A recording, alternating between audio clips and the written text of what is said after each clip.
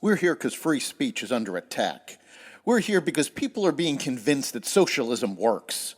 We're here because people are being judged guilty until proven innocent. We are fighting back with facts. This is not a safe zone, so buckle up, Buttercup. This is the raw, naked truth.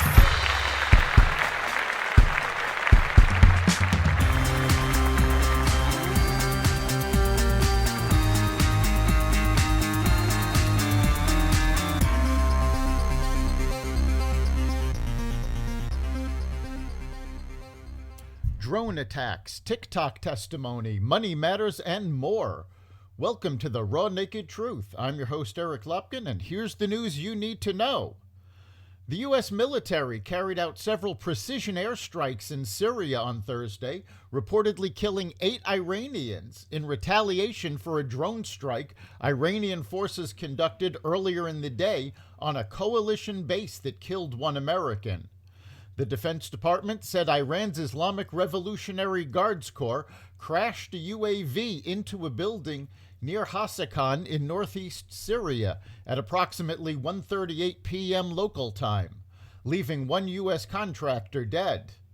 The attack also wounded 5 U.S. service members and another U.S. contractor. According to the Syrian Observatory for Human Rights, an opposition war monitor, 2 of the American strikes killed at least 8 Iranian fighters. The U.S. and Canada have reached a deal allowing both countries to turn back asylum seekers trying to cross their land border without proper paperwork. The agreement, expected to be announced Friday as President Biden visits Canada for the first time as president, concerns anyone without U.S. or Canadian citizenship caught within 2 weeks of crossing the northern U.S. border in either direction. The deal updates the 2 countries' Safe Third Country Agreement, which has required migrants entering at official entry points to apply for asylum in the country they are traveling through. A loophole has left people reaching unofficial border crossings remains.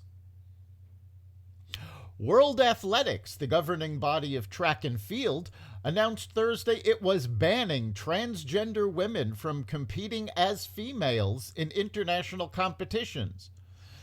The organization's president, Lord Coe, said transgender athletes who have gone through male puberty will be barred from female world ranking events starting March 31st. Coe said World Athletics wasn't saying no forever and planned to establish a working group to consider long-term transgender eligibility guidelines. Previous rules required transgender women to stay below a maximum blood testosterone level. Coe noted that no transgender athletes are competing internationally in track and field, but said World Athletics would maintain fairness for female athletes while being sensitive when the rights of different groups collide. House lawmakers on the Energy and Commerce Committee grilled TikTok CEO Shou Zi about concerns China could use the popular video sharing app to gather data on users and spread misinformation, posing a security threat. To the American people watching today, hear this. TikTok is a weapon by the Chinese Communist Party to spy on you and manipulate what you see and exploit for future generations, said Committee Chair Kathy McMorris Rogers. Chu said TikTok is free from any manipulation from any government. Days earlier, the White House said TikTok's China-based parent, ByteDance, would have to sell its stake in TikTok's U.S. operations or face punishment, possibly including a ban. Federal Reserve leaders on Wednesday decided to raise their benchmark short-term interest rate by 1/4 point, matching last month's increase. Fed Chair Jerome Powell said policymakers considered pausing their campaign to increase borrowing costs, which is necessary to cool the economy and bring down inflation, because of the need for financial stability as a banking crisis threatens to spread. But he said that strong economic data indicated that the central bank needed to nudge interest rates up again, raising their range to between 4.75 and 5%.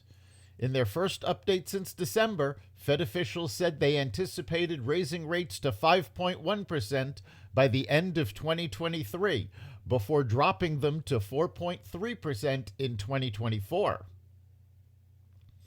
A Wyoming judge temporarily blocked a state abortion ban that took effect Sunday, saying it violated a constitutional amendment voters approved in 2012 guaranteeing competent adults the right to make their own health care decisions.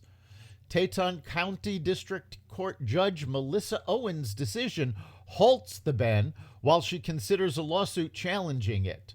The law prohibits abortion except in cases of rape or incest reported to the police or to save a woman's life. Republicans approved it after Owens blocked a previous ban last summer, citing the same constitutional concerns. Republican lawmakers tried to get around the amendment by declaring abortion isn't health care, but Owen wrote that lawmakers cannot legislate away a constitutional right.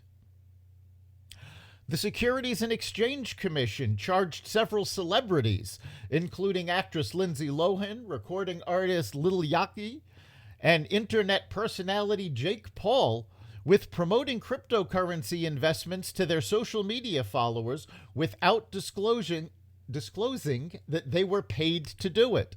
The celebrities agreed to pay $400,000, including fines, and return what they were paid to promote Tronix and BitTorrent, crypto asset securities offered by companies owned by cryptocurrency entrepreneur Justin Sun, a Chinese national. Lohan agreed to pay $30,000 in fines and return the $10,000 she was paid to promote Tronix. Paul agreed to pay $75,000 in fines and return his $25,000 promotional fee.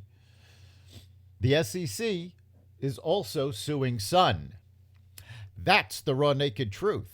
You can catch every episode of The Raw Naked Truth at xvadio.com/podcasts, the Apple Podcasts app, Google Podcasts, Spotify, iHeartRadio, Stitcher, Amazon Music, Audible, and other platforms that respect freedom of speech. We'll see you next time.